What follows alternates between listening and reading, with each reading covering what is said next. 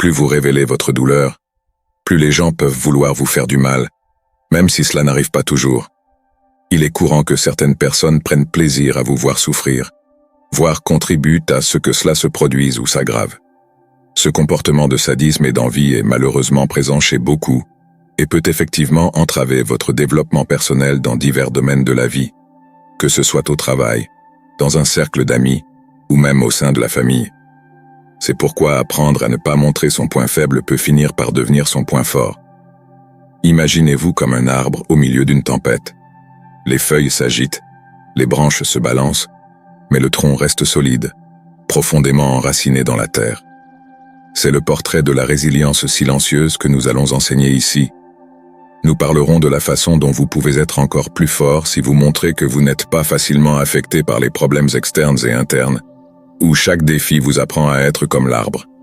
En agissant comme si rien ne vous dérangeait, vous ne niez pas la tempête, mais vous choisissez de ne pas laisser la pluie vous tremper et le vent vous abattre. Vous apprendrez à être maître de votre destin, ferme, fort et serein dans une mer de chaos. Dans cette vidéo, nous parlerons de 18 principes stoïques d'Épictète, un grand philosophe renommé dont vous avez probablement déjà entendu parler. En outre, je vous invite à la connaissance de soi, où la force ne vient pas du bruit du tonnerre mais du silence de la lumière qui éclaire le chemin. Par conséquent, au cours des prochaines minutes, concentrez-vous sur le contenu et non sur les distractions quotidiennes. Allons-y. Premier principe, écoutez 2 fois plus que vous ne parlez. Vous êtes-vous déjà demandé pourquoi la nature nous a donné 2 oreilles et une seule bouche? Selon Épictète, il ne s'agit pas d'une erreur ou d'une coïncidence, mais plutôt d'un objectif clair derrière cette réalité. Ne pas tomber amoureux de notre voix autant que nous sommes appelés à tomber amoureux de la voix des autres. C'est en apprenant des autres que nous avançons dans la vie, et non en répétant sans cesse notre propre discours. Alors, à partir d'aujourd'hui, commencez à prêter plus d'attention à ce que disent les gens autour de vous, et moins à ce que vous avez soutenu jusqu'à présent. Deuxième principe, toujours s'attendre au pire. L'une des principales causes de l'anxiété et de ses conséquences dévastatrices est de croire que des circonstances défavorables nous attendent dans le futur. Nous craignons que nos enfants abandonnent leurs études, que nous soyons licenciés, que notre conjoint nous avoue qu'il a eu une liaison avec quelqu'un d'autre et nous demande le divorce, ou qu'il nous arrive quelque chose de mal, comme la faillite. Le problème est qu'un jour nous craignons l'un de ces problèmes, et le lendemain un autre et encore un autre. Le chemin de la vie, en plus de nous réserver des parties bonnes et heureuses, nous réserve également une poignée de problèmes qui sont inévitables. Nous vivons donc dans un stress permanent causé par des stimuli différents chaque jour.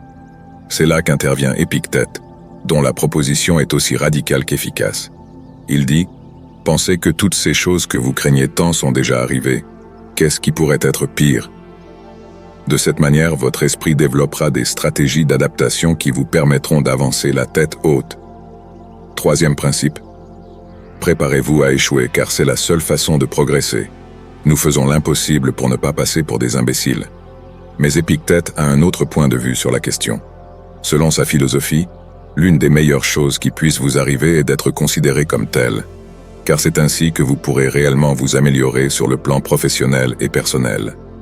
Le philosophe stoïcien nous rappelle que le dépassement n'est pas le fruit d'une réaction spontanée, mais plutôt le résultat d'un long parcours d'essais et d'erreurs. Car c'est par l'erreur que nous pouvons polir ce qui nous éloigne de l'excellence.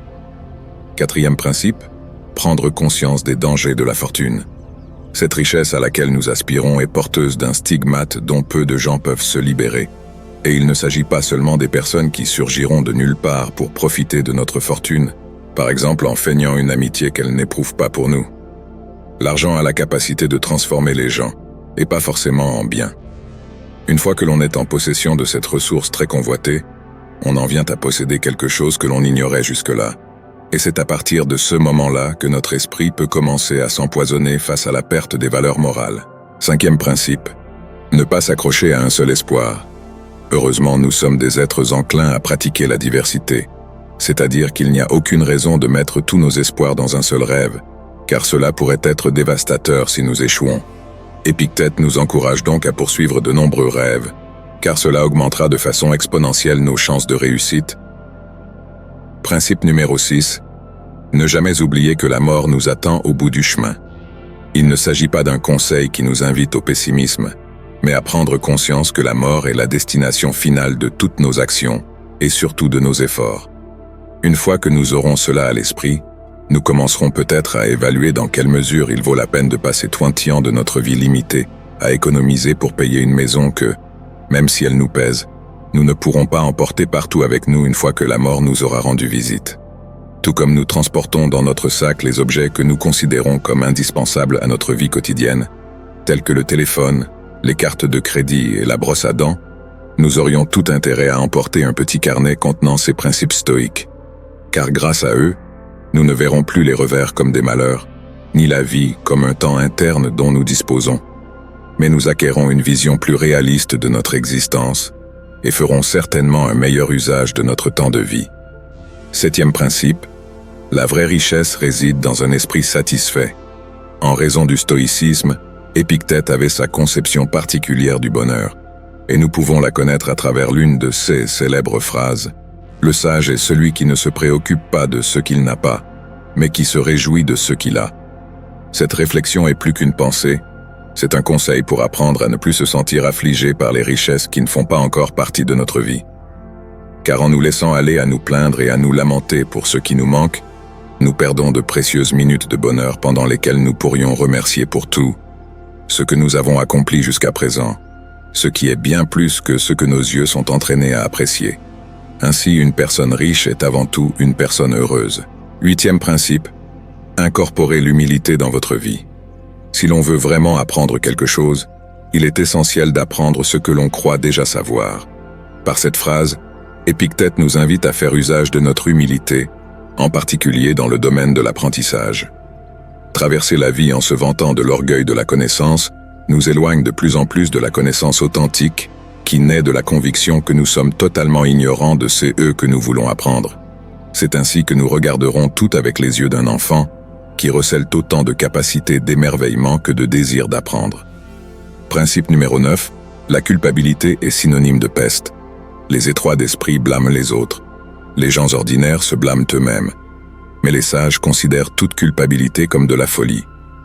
Grâce à cette phrase d'Épictète, les thérapeutes abordent aujourd'hui la culpabilité comme un sentiment à éradiquer de notre vie. La seule façon de gagner la compétition contre la culpabilité est de refuser de jouer avec elle. Le problème, c'est qu'il en résulte une voie facile, puisqu'en rejetant la faute sur les autres ou sur nous-mêmes, nous nous déchargeons complètement de la responsabilité de corriger l'erreur. Y recourir est donc une tentation à laquelle il est difficile d'échapper. Seules les personnes animées d'une ferme détermination à vaincre sont capables d'éviter la culpabilité, tout en assumant la responsabilité de leurs actes. Principe numéro 10. Faire des alliances avec des personnes gagnantes. Il est curieux de constater que lorsque quelqu'un éternue à côté de nous, nous nous éloignons immédiatement, envahis par la peur qu'il nous contamine. Cependant, nous ne sommes pas aussi prudents pour éviter l'une des contagions les plus mortelles auxquelles nous sommes exposés quotidiennement. Épictète nous a laissé un sage conseil à ce sujet.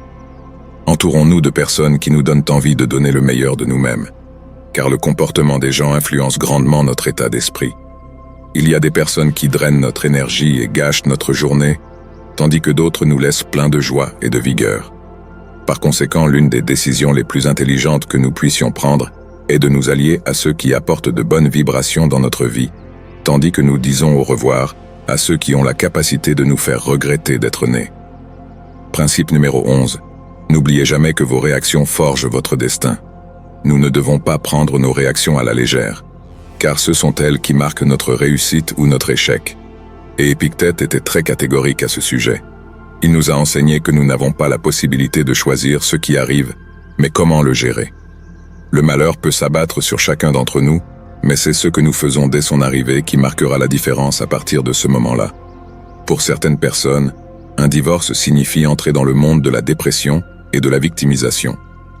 En revanche, pour Épictète, c'est une occasion en or de s'engager sur la voie de la connaissance de soi.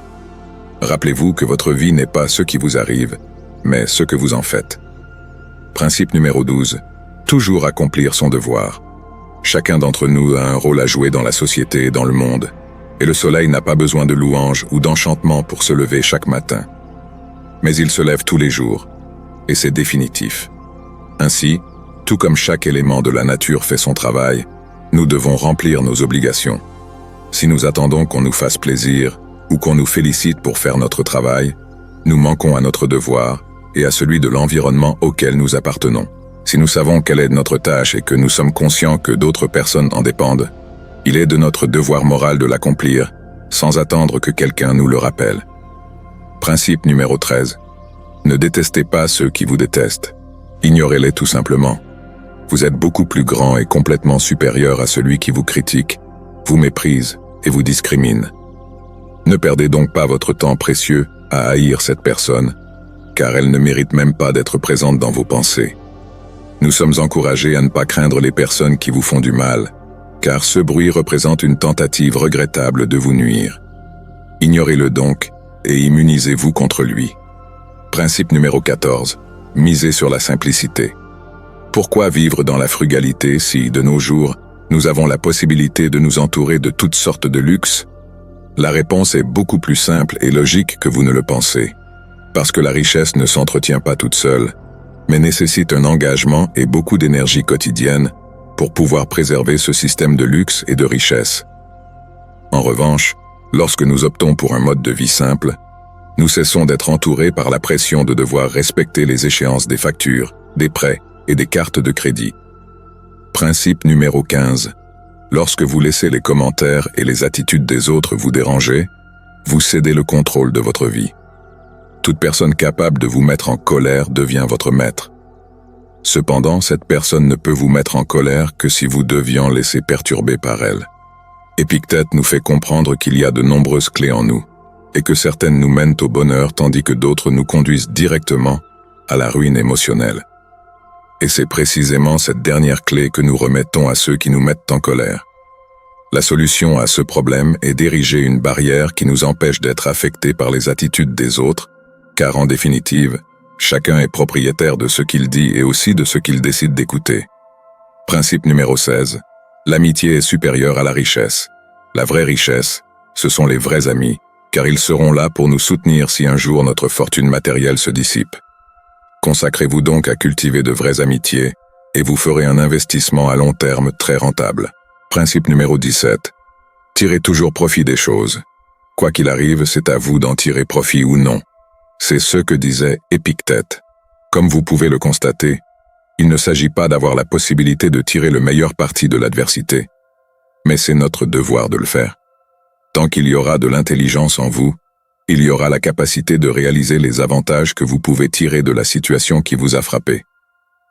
Imaginez qu'un jour, en arrivant au travail, vous appreniez que vous allez être licencié.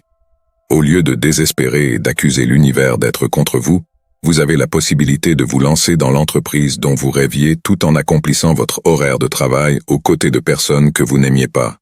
Essayez donc toujours de chercher le positif dans une situation, car ce mouvement additionné tout au long de votre vie vous mènera certainement plus loin que les lamentations. Principe numéro 18. Cessez de vous inquiéter de ceux qui échappent à votre contrôle. Vous êtes propriétaire de votre opinion mais pas de votre réputation. Vous avez le désir et le zèle pour la recherche, mais vous ne pouvez pas contrôler la quantité de biens que vous avez ou le succès. Par conséquent, s'inquiéter et devenir amer à propos de ces choses que nous ne pouvons pas contrôler, c'est simplement prendre la décision de perdre son temps. Selon Épictète, nous sommes appelés à cultiver les valeurs que nous avons la possibilité de changer, mais il est également de notre responsabilité de laisser tomber ce qui échappe à notre contrôle et de laisser le destin s'en charger. En plus d'être incroyablement utiles dans la vie de tous les jours, les principes stoïciens sont des enseignements qui peuvent nous aider à traverser les mauvais moments avec intérêt et résilience.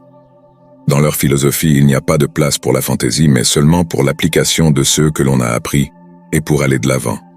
J'espère que cette vidéo vous plaira. Si vous êtes nouveau sur la chaîne, n'hésitez pas à vous abonner. À bientôt.